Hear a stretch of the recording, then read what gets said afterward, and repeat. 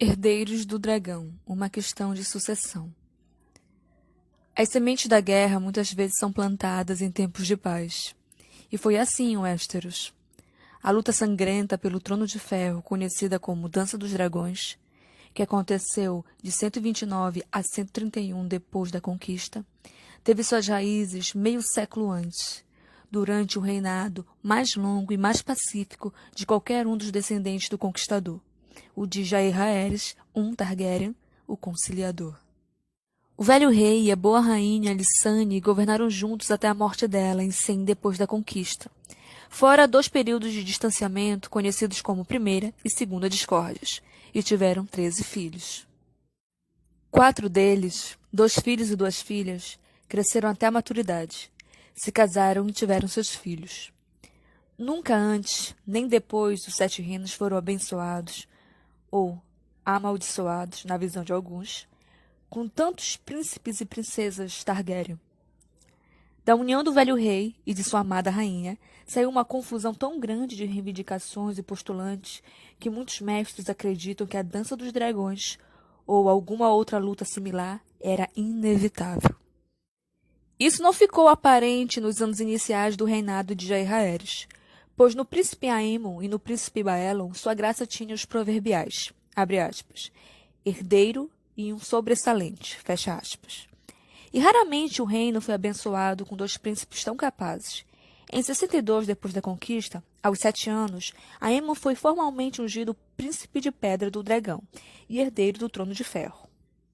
Alçado cavaleiro aos 17 anos e campeão de torneio aos 20, tornou-se juiz e mestre das leis aos 26 anos. Apesar de nunca ter servido o pai como mão do rei, isso só aconteceu porque a posição era ocupada pelo Septon Bart, o amigo de mais confiança do velho rei e, abre aspas, companheiro dos meus esforços, fecha aspas. Baelon Targaryen não ficava atrás em nada. O príncipe mais novo conquistou seu título de cavaleiro aos 17 anos e se casou aos 18.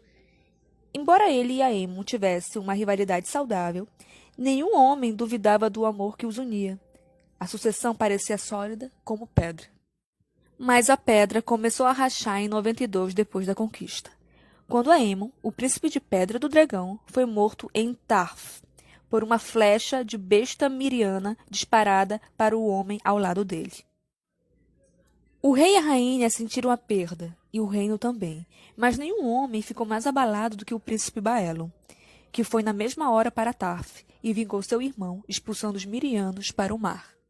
No retorno para Porto Real, Baelon foi celebrado como herói por multidões e abraçou seu pai, o rei, que o nomeou príncipe de Pedra do Dragão e herdeiro do Trono de Ferro. Foi um decreto popular.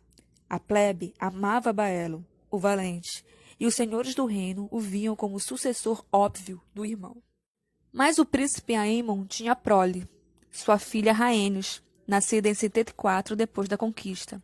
Era uma jovem inteligente, capaz e bela.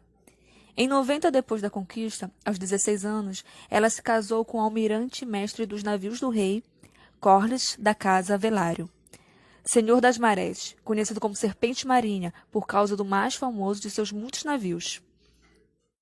Além disso, a princesa Rhaenys estava grávida quando o pai morreu. Ao conceder Pedra do Dragão ao príncipe Baelon, o rei Jair Rhaeris estava não só passando por cima de Rhaenys, mas também, possivelmente, do filho ainda não nascido. A decisão do rei estava de acordo com uma prática bem estabelecida. Aegon, o Conquistador, foi o primeiro senhor dos 7 reinos, não sua irmã Visenya, 2 anos mais velha. O próprio Jair Rhaeris sucedeu seu tio usurpador Maegor no Trono de Ferro. Embora, se a ordem fosse de nascimento apenas, sua irmã Rhaena tivesse mais força de reivindicação. Jair Rhaeris não tomou essa decisão de forma leviana. Sabe-se que ele discutiu a questão com seu pequeno conselho. Sem dúvida, ele consultou o Septon Bart, como fazia em todas as questões importantes, e a opinião do grande mestre Elizar também tinha grande peso. Todos concordaram. Baelon, um cavaleiro experiente de 35 anos, era mais adequado ao governo do que a princesa Rhaenys, de 18 anos, ou seu bebê ainda não nascido, que podia ou não ser menino, enquanto o príncipe Baelon já tinha tido 2 filhos saudáveis, Viserys e Daemon. O amor da plebe por Baelon, o Valente, também foi citado. Alguns discordaram. A própria Rhaenys foi a primeira a levantar a objeção. Você prefere roubar do meu filho seu direito de nascença, disse ela para o rei, com a mão na barriga inchada. O marido dela, Corlys Velaryon, ficou tão furioso que abriu mão do almirantado e de sua posição no pequeno conselho e levou a esposa embora para a deriva amarga.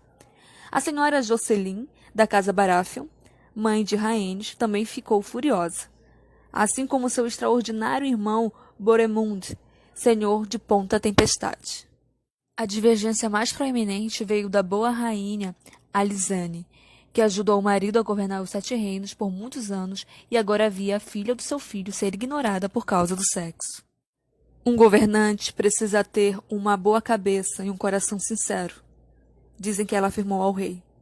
Um pênis não é essencial.